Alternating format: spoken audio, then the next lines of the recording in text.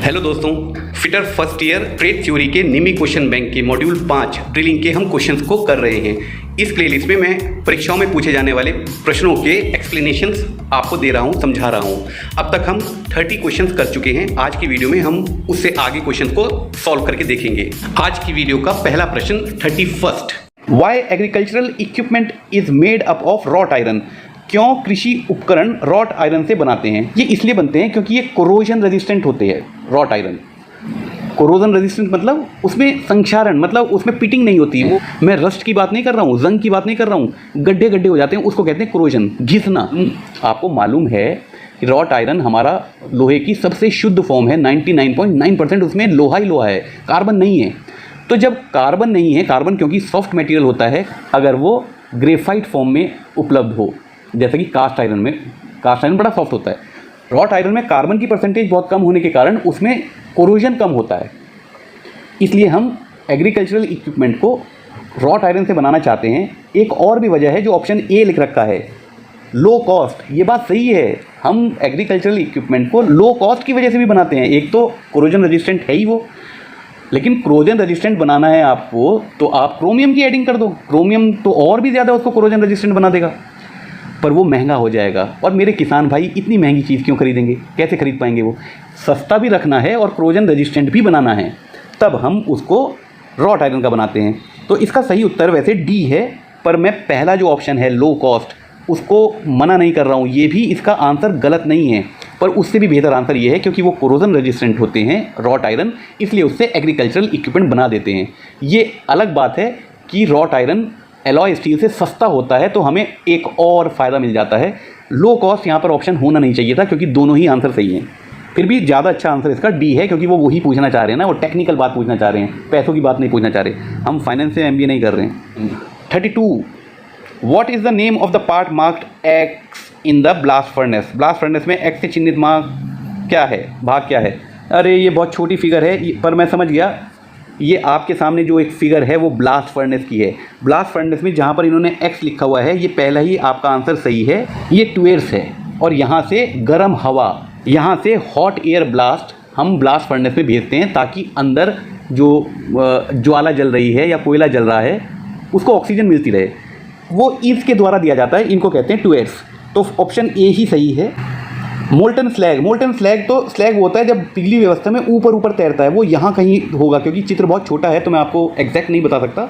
Molten slag पिघले हुई अवस्था में जब आपका पिग आयरन बन जाता है ब्लास्ट फर्नेस में, उसके ऊपर जो अशुद्धियाँ, स्लैग होता है, वो ऊपर तैरता है।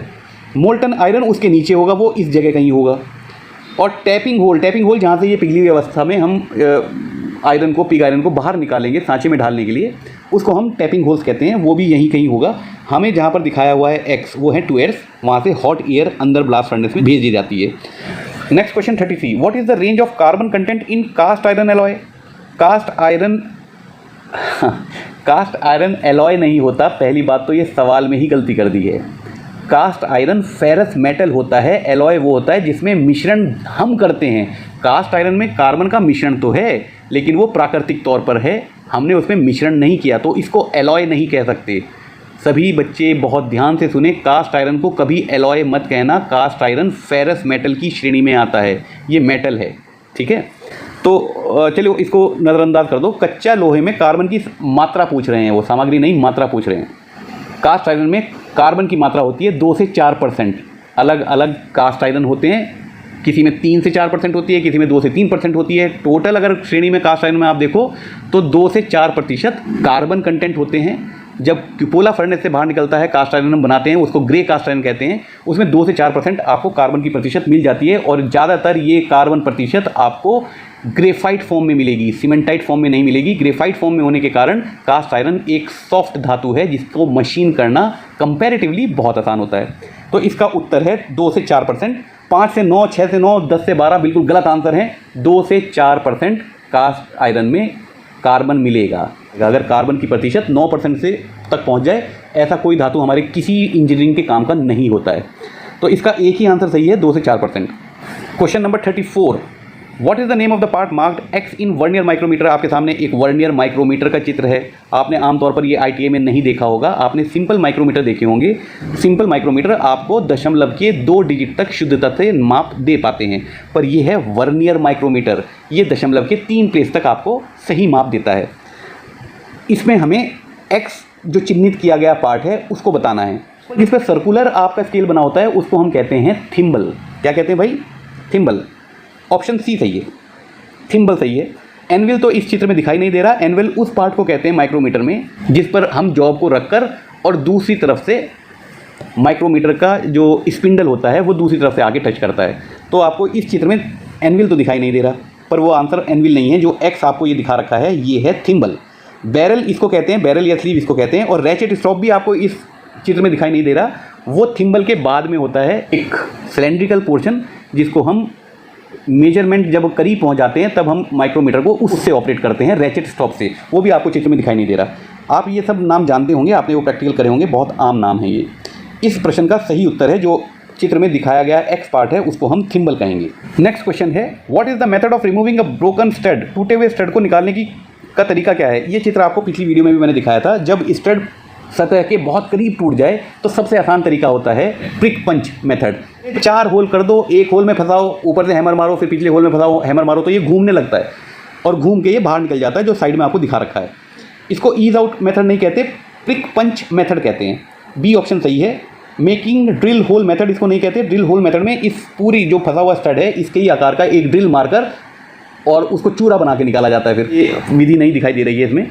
और स्क्वायर टेपर पंच मेथड में हम बीच में जो स्टड फंसा हुआ है, टूट के फंस गया है, उसके बिल्कुल बीच में एक चकोर स्लॉट गड्ढा बना देते हैं और उसमें कोई चकोर की फंसाकर या पंच फंसाकर हैंडल से घुमा के इसको निकालते हैं। चित्र में जो आपको दर्शाया गया है उस विधि का नाम है प्रिक पंच विधि। ऑप्शन बी सही है। Question number 36, what is the operation of bevelling the end of drilled hole. Drilled hole के सिरे को बेवल करने के ऑपरेशन को क्या कहते हैं? हम सब जानते हैं, काउंटर सिंकिंग। ऑप्शन डी सही है, बाकी सारे ऑप्शन गलत हैं। Next question 37, what is the effect if clearance angle is incorrect. क्योंकि हम ड्रिलिंग का मॉड्यूल कर रहे हैं तो ये मैं मान के चल रहा हूँ कि क्लियरेंस एंगल, हम ड्रिल के क्लियरेंस एंगल की बात कर रहे होंगे, चिसल के क्लियरेंस एंगल की बात नहीं कर रहे होंगे यहाँ पर। अगर सवाल आपका एग्ज़ाम में आ गया तो ये कैसे पता चलेगा कि हम कौन से टूल के क्लियरेंस एंगल की बात कर रहे हैं। इस सवाल में ड्रिल भी लिखा होना चाहिए था। What is the effect if clearance angle in drill is incorrect. अगर ड्रिल के अंदर क्लियरेंस एंगल जो हम 8 से 12 डिग्री रखते हैं, अगर वो इनकरेक्ट है, यानी कि या तो 8 से कम है या 12 से ज़्यादा है। 8 से अगर कम है तो ड्रिल हीट अप होने लगेगी, बहुत ज़्यादा गर्म होने लगेगी, और या फिर मटेरियल को नहीं काटेगी। अगर बिल्कुल ही आपने 0 कर दिया तो मटेरियल को नहीं काटेगी, बस वो घिस के चलती रहेगी। और अगर आपने 12 डिग्री से ज़्यादा कर दिया तो कटिंग टिप तो, कटिंग पॉइंट तो बहुत शार्प हो जाएगा एज का, लेकिन वो इतना वीक हो जाएगा कि बार बार घिसने लगेगा। जैसे पेंसिल आपने कटर में बहुत ज़्यादा पैनी कर दी हो तो बार बार वो ज़्यादा घिसने लगती है, ज़्यादा नहीं चलती, वो नोक ज़्यादा नहीं चल पाती। तो अब आंसर देख लेते हैं। ओवर साइज होल नहीं बनेगा, ये आंसर गलत है। ओवर हीटेड ड्रिल्स, ये आंसर सही है। रफ होल्स नहीं बनेंगे, मतलब इसकी वजह से रफनेस का कोई मतलब नहीं है, क्लियरेंस एंगल का रफनेस से कोई मतलब नहीं है। और ब्रोकन ड्रिल, यस ये आंसर हो सकता है, लेकिन पूरी ड्रिल नहीं टूटेगी, उसकी एज बार बार घिस जाएगी, तो ब्रोकन ड्रिल भी इसका आंसर नहीं है। ऑप्शन बी बिल्कुल सही है। Question number 38, what is the name of the part marked as X. अब ये एक्स जो है वो रीमर को नीचे से सिरे की तरफ से आपको दिखाया गया है। ये रीमर का एक चित्र है जो आपको दिखाया गया है। ये रीमर के कटिंग एजेस हैं और ये रीमर के फ्लूट्स हैं। तो हमसे ये एंगल पूछा गया है, ये रैक एंगल है। देखिए जब रीमर चलेगा ये इस डायरेक्शन में चलेगा तो चिप कट के यहीं से तो आएंगे चिप। जब मैंने आपको बताया था रैक एंगल वो होता है जब चिप कटेगा, मेटल से अलग होगा, तो टूल की सतह पे जिस डायरेक्शन में फिसल के चलेगा उसी को हम रैक एंगल कहते हैं। तो ये रैक एंगल दिखाया गया है आपको। हील नहीं है, हील ये होती है रीमर में, हील इस पार्ट को कहते हैं। कटिंग एज, इस पॉइंट जो आपको दिखाई दे रहा है ये पूरा ऊपर तक जा रहा होगा, इसको कटिंग एज कहते हैं हम। पोजीशन रैक एंगल, ये पोजीशन क्यों लिख दिया, और हिंदी में सही लिखा है घनात्मक रैक कोण, पॉजिटिव होगा ये, पॉजिटिव रैक कोण भी। अच्छा, अब आपको ये भी बताना पड़ेगा कि पॉजिटिव और नेगेटिव क्या है। दोनों रैक एंगल दे रखे हैं इसमें, पॉजिटिव और नेगेटिव। ये जो एंगल आपको दर्शाया गया है ये नेगेटिव है। देखिए नेगेटिव रैक एंगल वो होता है जब ये वाला कोण, पूरा कोण अगर ये 90 डिग्री से कम है तो उसको पॉजिटिव रैक एंगल कहते हैं। उसमें आपको कटिंग एज शार्प मिलती है। और अगर ये 90 mm से ज़्यादा है तो कटिंग एज ब्लंट मिलती है। आमतौर पर हार्ड मटेरियल के लिए हम नेगेटिव रैक एंगल को रखते हैं। ये जो आपको दिखाया गया है ये नेगेटिव रैक एंगल है, क्योंकि 90 डिग्री तो यहाँ तक हो गया, ये 90 डिग्री के बाद भी आपको दिखाई दे रहा है ना, 90 डिग्री से ज़्यादा आपको दिखाई दे रहा है, तो ये नेगेटिव रैक एंगल कहलाएगा। इस प्रश्न का सही उत्तर है option D. Next question 39, which reamer is use for reaming internal metric Morse tapered hole. अगर आपका छिद्र ही टेपर है, मतलब एक तरफ से बड़ा एक तरफ से छोटा है, तो हमें रीमर भी ऐसा चाहिए जो एक तरफ से बड़ा एक तरफ से छोटा हो, यानी कि हमें उसका लीड एंगल बहुत लंबा करना पड़ेगा। जिस भी साइज़ का आपको रीमर चाहिए उसी साइज़ का आपको लीड एंगल बनाना पड़ेगा। उसको हम सॉकेट रीमर कहते हैं। ऑप्शन डी सही है, socket reamer with parallel shank. Parallel shank hand reamer की श्रेणी में आता है। इसके ऊपर लगे हुए चकोर एक पोर्शन पर हैंडल फिट कर और तब हम रीमिंग करते हैं, क्योंकि अगर मशीन रीमर होगा तो उसमें टेपर शैंक होगी, तो वो स्लीव में फिट होता है या मशीन के स्पिंडल में फिट होता है। ये हमने पिछली किसी वीडियो में जान लिया। इस क्वेश्चन का सही आंसर है ऑप्शन डी। अगर आपको इंटरनल मोर्स टेपर वाले होल को फिनिश करना है रीमर से, तो आपको सॉकेट रीमर की ज़रूरत पड़ेगी जिसका लीड कोण बहुत लंबा होता है। आज की वीडियो का last question, name the type of reamer. इस रीमर का नाम बताइए।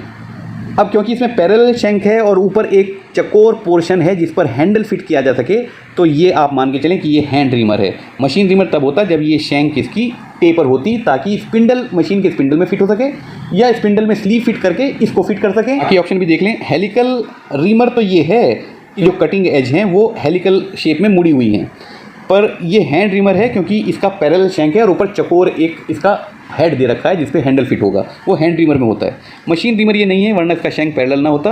और टेपर पिन रीमर ये नहीं है, टेपर पिन तो वो बहुत पतला सा होता है, वो ये नहीं है। तो ये थे आज हमारे क्वेश्चन जो fitter first year trade theory के निमी क्वेश्चन बैंक से लिए गए हैं। इनको मैंने आपको सॉल्व करके बताया और इनका एक्सप्लेनेशन ऐसे दिया है ताकि आपको इन क्वेश्चन को समझते समझते थ्योरी के बहुत सारे कॉन्सेप्ट्स भी क्लियर हो जाएँ।